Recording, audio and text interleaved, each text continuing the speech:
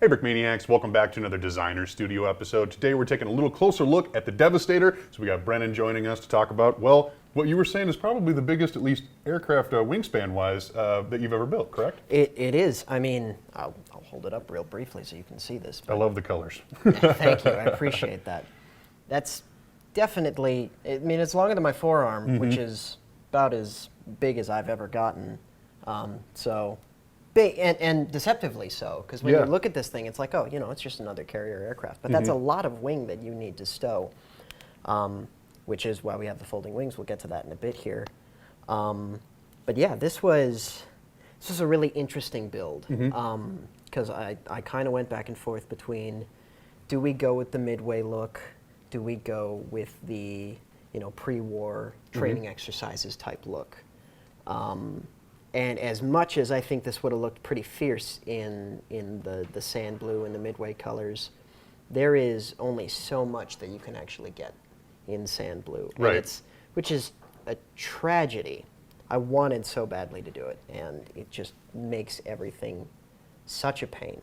It's part of dealing with the medium, right? Exactly, you know. So what I figured was, well, if we can't get it in this really pretty sand blue, let's go for something else that's pretty but also iconic and historically accurate. There we go, okay. And so these are your pre-war colors. You probably remember some of this stuff from like the Jenny. Jenny looked a lot like this for those training exercises and whatnot. And if I remember correctly, the idea is that if you're down in the ocean, you don't want to look like the ocean. The ocean, yeah. You know, you definitely want someone to know exactly where you are. Be able to see you from the sky. But you also need to be very clear in what squadron, what formation you're a part of. That's what the tails, the yellow stripes here around the cowling, and sometimes even they had stripes along the wings. Sure.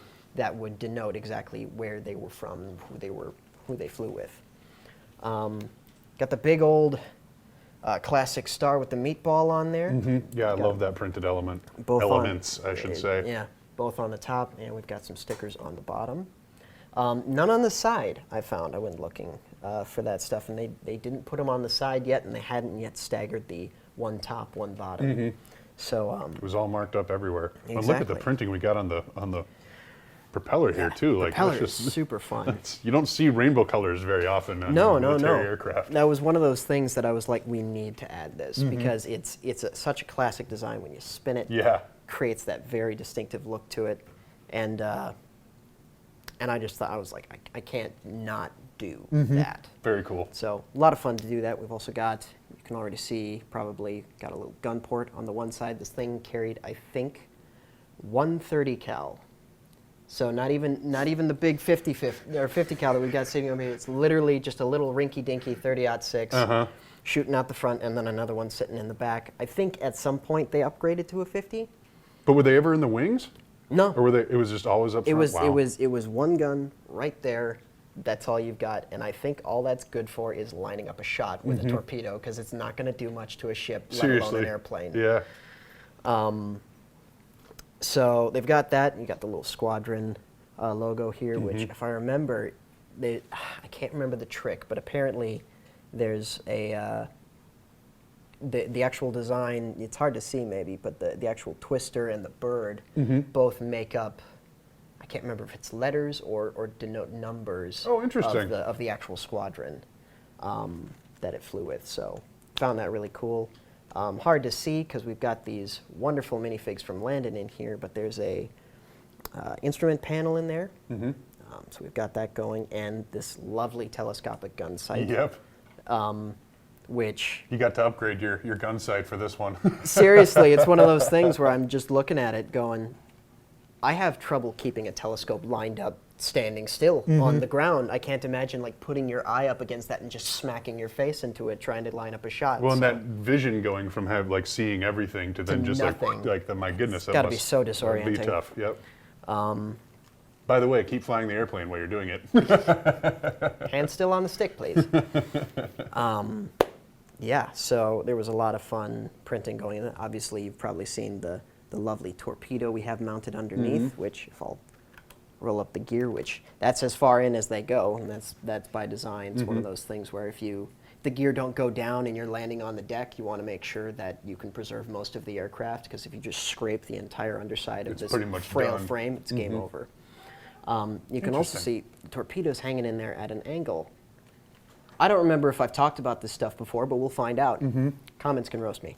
And that's sitting at, I believe, a 10-degree angle, which I think was a Navy requirement, so that it could ease the torpedo into the water as opposed to dropping it flat. Yeah, right. Exactly. It allowed it to kind of glide in. Not that it mattered. I think they put that in there because they were like, this torpedo's so stupid frail, we need to like ease it in as best we can. And even then it didn't work. So Just not really an effective piece of weaponry from the get-go. yeah, which is unfortunate because, I mean, these things are infamous for the Battle of Midway as kind of the sacrificial lambs, the martyrs of Midway to kind of cause, I can't remember his name, but the admiral to see them and go, we need to swap out our, well, not just them, but also hearing the carrier group was in the area. He takes the time to swap out his armament on his aircraft. These guys are drawing away all of the fighters as they're kind of trying to come in for this bombing run. That allows all the Dauntlesses to come in and sink 4 frickin' carriers. Yeah, right. And they get that bad rap, but people need to remember that this thing started flying in 1935. That's the first flight for this thing. That's a whole, 7 years before Midway? Yeah, right. And things are moving forward so fast in aviation technology at that time that things that are made in 1938 Are already out of date. are already out of date by the time the war breaks out. And so this thing was way out of its league. It's not even funny. But it's especially all we when had. compared to the Zero. Exactly. Zero, while an older model, had been tried and true, and they'd been upgrading it over time. And this thing was, while decent at what it did, just not ready to keep up with the times. Yeah, right. It wasn't meant for modern warfare at the time. So it's a real darn shame, and because of that, it gets a lot of a bad rap, which is part of why I wanted to create this kind of Almost an homage. Yeah, it kind of plays into the whole, well, let's not paint it like it's a martyr. Let's paint it like it's in its heyday. Cool. And so that's how we get this bright yellow and blue scheme going on there. So once you got your colors down, obviously you're building from blueprints. What were some of the hiccups that you ran into? How did you get, this smaller fuselage to support these big wings, the folds, everything? Let's talk techniques of the build, or techniques. Right. So a lot of this was challenging, to say the least. The Devastator, so while having one of the largest wingspans I've ever seen, for a radial engine aircraft, that is, the pistons go in a circle as opposed to inline where they line up. It's more, inline would be more like what your car does. Right. This radial engine is so freaking small and compact that I was having trouble figuring out exactly how to properly show it. I mean, you can kind of see you've got these bits of flat silver of the base of it kind of poking out, and that's because I don't have the space to cover that up. Yeah, because you're working with such a tight circle. It's such a tight circle, and that also translates into the fuselage itself, which I think turned out quite well eventually, but it was a chore trying to get it, because that's not a 3 wide, it's not quite a 5 wide or anything. It's a lot of quarter plates because you've got so many brackets going in different directions on this thing. I'd pull it apart for you, but it'd take me forever to get it back together just to show you exactly what's going on in there. Fair enough. But it's tricky. Getting the torpedo in there was also really difficult because that needs to fit up into the fuselage part of the way. So you get that angle. Exactly, and that means that part of your fuselage, or at least the part of the base of the wing at the very least, needs to be broken up so that you can actually build that in, and that creates a certain amount of instability. Sure. And so you need to work that in. And I eventually, I had the same method set up for that torpedo for the first week, I want to say. And then as I'm about to send in the parts list, I go, I got it. And I basically pulled the entire wing apart and rebuilt it in an evening and went, there, see, it actually hangs on right now. It doesn't wobble and flop around. Sure. And the wing is no less strong than it was. So, Nice. Speaking of which, finally going to get this going on Yeah, there we go. Got those wings, which basically touch, and that's actually how it goes. I see a lot of planes, like if you look at a Corsair that kind of go up but don't quite come in all the way. Yeah, right. You're not making a or rather, triangle. Sea Fury, for example, actually goes flat. Corsair kind of brings it in, but none of them really quite touch the tips. This one did, and I'm really glad that I managed to get it that close. Well, and I think that where the fold breaks in the wing really shows you the size of the wing surface area too, because you see a lot of them, they're breaking like out here. That's where they're folding in. It's just the tips. This is literally the wings getting folded in half. Exactly. No, it's crazy. I mean, this thing goes from what, a fist more than my forearm to not even, right? Not even my forearm without my hand. So that's a lot of surface area. A lot of surface area, and then not. So it was challenging, but fun. Yeah, and while I was working on this, I got to listen to a whole ton of. This is something I find myself doing a lot, is listening to the accounts of actual pilots. Yeah. Listening to people who know a thing or two about the actual technology and the time, so historians and whatnot, and just listening to their takes on this thing. And a lot of the pilots who have talked about this thing, they're like, it's great, it does its job. But they're talking, at this time, we have these colors, and they're like, this thing is great. When it's compared to a bunch of biplanes. Right. It literally went up against 2 biplanes, and I think one of them was out before the competition even started. Sure. So it kind of went out by default, but at the same time, I mean, it's the Navy's first monoplane torpedo bomber. Had an all-aluminum, or largely aluminum construction, I think. Usually they keep the control surfaces covered in fabric and stuff like that. But it's an all-aluminum build, and has automatic folding wings. So it actually has the ability to just fold its Power own functions, wings. yeah, right, power that's functions. cool. To the point where, I've probably told this story before, but when this thing was going through trials on the carrier, when it came in, the pilot thought it a good idea to just fold up the wings right away so they could get it off. And he sees the fire crew start rushing onto the deck. They think the plane is coming apart. They think it's disintegrating. Literally, because Yeah, just, and he's just like, no, that's just what it. I just pushed the button, fold wing. Yeah, cool.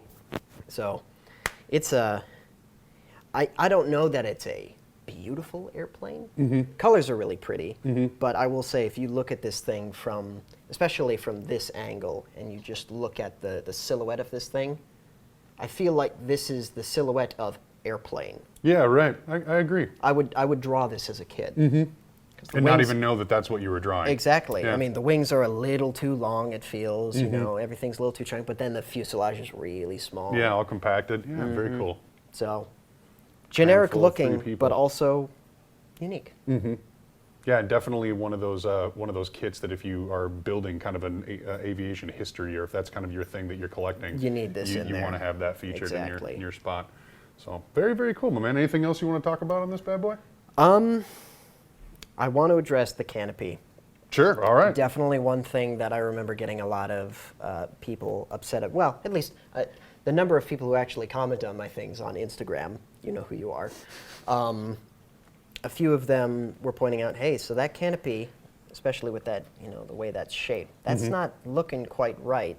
And the idea with the canopy is that the actual aircraft, it kind of humps up and kind of peaks at the back of where the pilot is. It's Yeah, such like a right about here. It's such a strange angle that the canopy, in order to even slide back, has to hinge and then slide. Interesting. So it can get over its own crest. And it creates this kind of up and then slowly slanting back down look, which is sort of what that's supposed to mimic. And then it's just a freaking bird cage, just all the way back.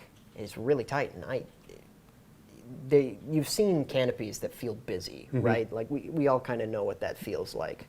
Sometimes when people go really, really hard into the glass look and I yeah. have to use all the clear pieces, you kind of lose what you're actually it's trying actually to capture. supposed to shape like, yeah. And I felt that with this. Besides, I mean, again, with how thin this fuselage is, there's not a lot of room to put anything that could actually support a full canopy. And so I had to go with the bar solution. And while it's not my favorite solution, and sometimes it doesn't even feel like a solution, I think it at least got, the point was just to get that curve. Yeah. To mimic that. And to be functional. Obviously, it's always more fun when you can access the minifigures without having to completely disintegrate Oh yeah, your you fuselage. can just pop that off and boom, you're done. Yeah, that's nice. slap that back on and we're good to go. So, yeah, it's one of those things. I love to let people see into what I do as best I can without, giving away all my secrets, which are mostly the secrets of the people who taught me. So we'll see what they think. Locked away in the Book of Brennan. Pretty much. The Book of Brennan, which is just an excerpt in another person's book. Yeah, that's the dose. Oh, one other thing that I feel rather proud of with this one is I managed to do something the Navy actually does, which is Oh, very cool. actually stow the You don't gun just away. have to take everything apart. Yeah, look at that. That's awesome. Because, I mean, for the most part, usually this whole thing would be closed. Obviously, I haven't built out the canopy all the way to here, but usually it's closed all the way to the back. And you don't just want a gun sticking out, through the glass unless you have some kind of moving glass so that you can actually get a good angle. If you have it just stowed under there and then sitting up on a ring, you can swing that thing all the way around you without got worrying that about motion. anything. Exactly. So I thought I would add that. Yeah. It was a lot of fun. Cool. Some So- awesome play functions, some interesting challenges, and all leading up to one very pretty and iconic kit. So, yeah. Well, there you have it. Awesome. The Devastator. That'll do it for the Designer Studio episode for the Devastator. Thank you very much for watching.